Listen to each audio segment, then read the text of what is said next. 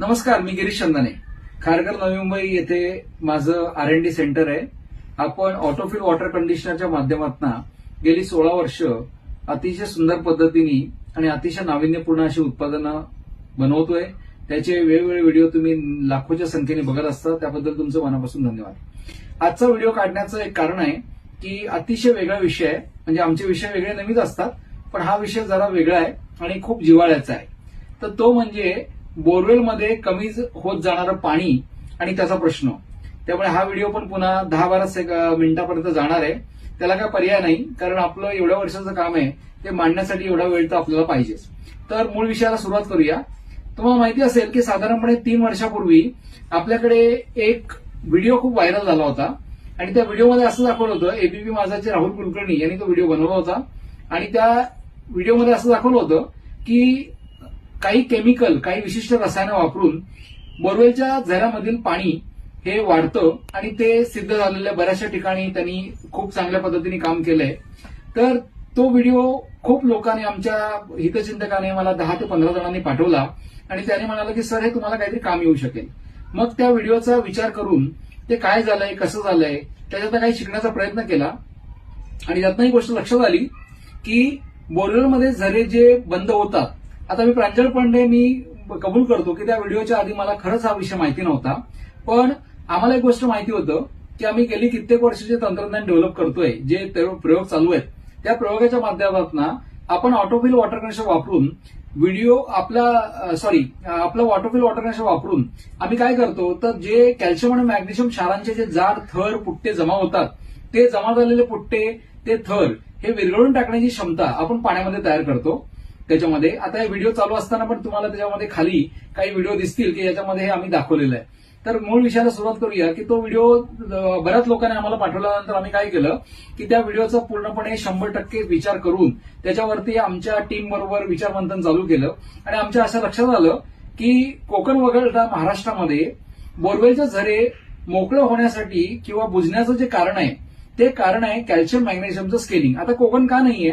कोकणामधलं जे पाणी आहे ना, त्या पाण्यामध्ये क्षारांचं प्रमाण आहे पण फार कमी आहे. उदाहरणार्थ गणपतीपुळ्याचा समुद्र किनारा, गणपतीपुळ्याला तुम्हाला मुंबईपेक्षा चांगल्या क्वालिटीचं पाणी हे विहिरीमध्ये मिळतं, बोरवेलला मिळतं. याचं कारण तो निसर्गाचा एक चमत्कार आहे की बाजूला समुद्र आहे पण तुम्हाला पाणी अतिशय कमी टीडीएसचं मिळतं.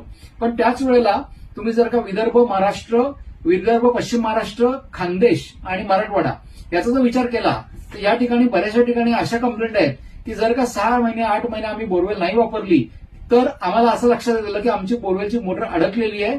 त्याचा पण एक व्हिडिओ आता तुम्हाला त्याच्यामध्ये दिसेल की 2 इंचाचा पाईप होता कॉलमचा, तो आता 2.5 इंच झालेला आहे. तर विषय असा आहे की कॅल्शियम आणि मॅग्नेशियम क्षारांना चिकटण्याचा गुणधर्म असतो. बऱ्याच लोकांचा गैरसमज आहे की ते पाणी जमिनीवर आल्यानंतर, ड्रीपमध्ये वाढल्यानंतर हा प्रश्न चालू होतो. तसं नाहीये मित्रांनो.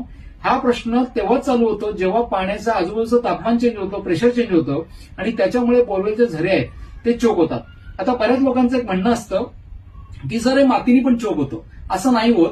मातीनी झरे चोक होतात, पण महत्वाचं म्हणजे त्या मातीमध्ये कॅल्शियम आणि मॅग्नेशियम हे सिमेंट सारखं काम करतात आणि एक फिलर मटेरियल म्हणून मातीचा वापर होतो. तर मूळ विषय असा आहे की कॅल्शियम मॅग्नेशियममुळे झरे चोक होतात असंही माहिती पडलेलं आहे. मग त्याचा विचार झाल्यानंतर आम्ही बऱ्याचशा ठिकाणी काही प्रयोग चालू केले आणि त्या प्रयोगामध्ये आम्हाला 2 ठिकाणी असा अनुभव आला की उदाहरणासकट सांगतो की श्री आकाश पाटील. आता आकाश पाटील हे काय करतात, तर त्यांच्याकडे कमी क्षेत्र असल्यामुळे त्यांनी त्यांच्या बोरवेलचं जे पाणी आहे ते पुन्हा विहिरीमध्ये टाकलेलं आहे. तर पहिला त्यांना अनुभव असा आला की सर, आमचं पाणी वाढलं. आता विचारलं की पाणी कसं वाढलं, तर ते म्हणाले की सर, आमच्या नमस्कार, मी आकाश पाटील, गाव सुजारपूर, तालुका वाळवा, जिल्हा सांगली. मी ऑटोफिल वॉटर कंडिशनर बसवून 2 महिने झालेले आहेत.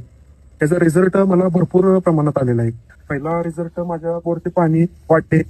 रिझल्ट, पांढऱ्या मुळ्यांची भरपूर प्रमाणात वाढ झाली. मी मागल्या व्हिडिओत दाखवलेलं, बोरचे पाणी माझे 2 चंबर अगदी फुल चालतात. पाणी वाढलं म्हणजे नेमके काय झाले ते मला बरेच जणांनी विचार. पाणी वाढले म्हणजे केशिंगमध्ये जे पाण्याची पातळी होती, पहिली पाण्याची पातळी, मोटर ज्यावेळेस आम्ही पंप वरती काढताना पाण्याची पातळी त्यावेळेस आम्हाला कळालेली की बाबा 50 फुटावर पाणी आहे. आपले 50 फुटावर पाईप ओढली आहे, म्हणजे 50 फुटाची लेवल आहे पाण्याची. आणखीन मशीन बसवल्यावर जे रिटर्न आम्ही ज्यावेळेस पाणी सोडायला लागलो त्यावेळेस 15-20 दिवसात असं कळून आलं की पाण्याची पातळी 100ला एवढा प्रेशर निर्माण झाला, पाण्याची पातळी वाढली असं लक्षात आलं. मग मी एक छोटासा प्रयोग केला, एक सुती तुरी आणून केशिंगमध्ये सोडली. ते ती दोरी ज्यावेळेस माझी कंटिन्यू मोटर चालू होती तेव्हा ती मी दोरी सोडून परत टेपने मापली तर 10 फुटावर पाणी आहे असं समजतं. आणखीन मोटर माझी ज्यावेळेस बंद असायची त्यावेळेस दोरी सोडून पडली ती 5 फुटावर दोरी ओली होईल. ह्यावरून सगळा प्रकार लक्षात आला की आपल्या बोरचे पाणी असं भरपूर वाढले. हे सर्व मी सरांनी सांगितलं, सरांची संगत चर्चा केली. तर सरांनी म्हटलं कसं काय पाणी वाढले, तर सरांनी सांगितलं की आपण ज्यावेळेस मध्यंतरी निघणारे पाणी ज्यावेळेस रिटर्न सोडलं आहे ते पाणी आपले जे उमाळे जे बुजलेले होते, जे चॉक झालेले झरे होते ते ह्या पाण्याने मोकळे केलेत. हे सरांनी सांगितलं. हे सगळा प्रकार लक्षात आला आणि ते पाणी वाढले. आणि अगोदर मी पाणी चेक करून आणलेले, लॅबमध्ये पाणी चेक करायला दिलते तर त्याचा रिपोर्ट माझ्याकडे अजून आहे. ते पाणी 3800 ppm होते त्यावेळेस मशीन बसवायच्या वेळेस. आणि मशीन बसवून पाणी मी चेक केले तर मशीन बसवून पाणी ज्यावेळेस चेक केले त्यावेळेस 3200 ppm पाणी झाले. आणि मी ह्यासाठी मी TDS मीटर विकत घेतलं. म्हणजे आपल्या बोरचा TDS हे आपल्याला कळायला पाहिजे. मी 8 दिवसाला पाणी चेक करतो तर 3200 ppm पाणी पुन्हा महिन्याने मी पाणी चेक केले तर ते पाणी 2200 ppm दाखवायला लागले. आणि एवढं पाण्याची चव बदलत आता पूर्ण पाणी गोडं लागतंय. आणि आता 8 दिवसापूर्वी मी पाणी चेक केले तर 1850 ppm पाणी झाले. एवढा मोठा रिझल्ट या मशीनचा आहे. शेतामध्ये 2 चेंबर आहेत. एक चेंबर आम्हाला हाताने बंद करता यायचा म्हणजे चालू पंपामध्ये आम्ही जरी त्याचे नटबोल्ट लावले तरी आम्हाला ते जमायचं कारण प्रेशर कमी होतो. त्याच्यानंतर मग हे आपलं वॉटर प्रेशर लावल्यानंतर मग त्यांनी ते बोरवेलचं पाणी रिटर्न गेलं तर पाणी वाढलं आणि पाणी वाढल्यानंतर तो चेंबर त्यांना बंद करता येत नाही. त्याचे पण व्हिडिओ तुम्हाला याच्यामध्ये दिसत आहेत. तसं त्यांनी त्याचे फोटोग्राफ्स आणि इमेजेस आणि व्हिडिओ त्यांना पाठवलेले आहे. मग त्याच्यानंतर फेब्रुवारी 2025 मधली गोष्ट आहे आणि त्याच्यानंतर यावर्षी भरपूर पाऊस झाला आणि यावर्षी आता त्यांचा साधारणपणे मला वाटतंय की डिसेंबरमध्ये फोन आला होता की सर आता विहीर माझी बोरवेल ही पूर्णपणे तुडुंब भरलेली आहे आणि महत्वाचं म्हणजे त्याचा TDS पण कमी झालाय. आता TDS कमी झाला म्हणजे काय झालं तर वॉटर कंडिशनरनी TDS कमी केला नाही. आम्ही नेहमी सांगतो की वॉटर कंडिशनर हे कुठल्याही जगातला वॉटर कंडिशनर TDS कमी करण्याचं काम करत नाही कारण ते त्याचं कामच नाहीये. त्यामुळे वॉटर कंडिशनरचं काम TDS कमी करणं नाहीच आहे. तर मग त्यांनी सांगितलं की आमचं बोरवेलचं झरे मोकळे झाल्यामुळे प्रचंड पाऊस आला, पाणी वाढलं आणि त्याचा TDS कमी झाला. किती कमी झालाय तर फेब्रुवारीच्या आधी तो साधारणपणे 2500-2600 ppm TDS होता आणि आता तो रिडिंगमध्ये दिसतंय की 1060 पर्यंत खाली आलाय. याचा अर्थ पावसाचं पाणी प्रचंड आल्यामुळे हा प्रवास झालेला आहे. याच पद्धतीने अनेक ठिकाणी उदाहरण झालं. मग आम्ही हा विचार चालू केला की जी लोक केमिकल टाकून काही स्फोट घडवून वगैरे वगैरे जे करतायत मग त्याच्याऐवजी आपल्याला याच्यामध्ये काय करता येईल. मग त्याच्यातनं जे डेव्हलप झालंय ते म्हणजे हे बोरवेल वॉटर कंडिशनर. हे बघा हे पूर्ण युनिट आहे.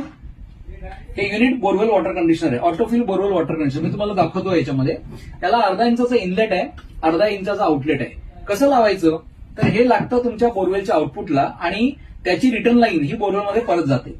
याच्यामध्ये काय काय दिलेलं असतं तर याच्यामध्ये पूर्णपणे युनिट आहे. याच्यामध्ये हा ट्रीटमेंट चेंबर आहे ज्याच्यामध्ये पाण्यावरती ट्रीटमेंट होते. काय ट्रीटमेंट होते सांगतो तुम्हाला, फक्त पहिलं बघून घ्या. हा ट्रीटमेंट चेंबर आहे, हा इलेक्ट्रॉनिक युनिट आहे. इलेक्ट्रॉनिक युनिट तुम्हाला हे कधी पुन्हा बदली करता येतं तुम्हाला स्पेअर दिलेलं असतं. त्याच्यानंतर हा अडॅप्टर स्पेअर दिलेला असतो आणि असं पूर्ण युनिट येतं.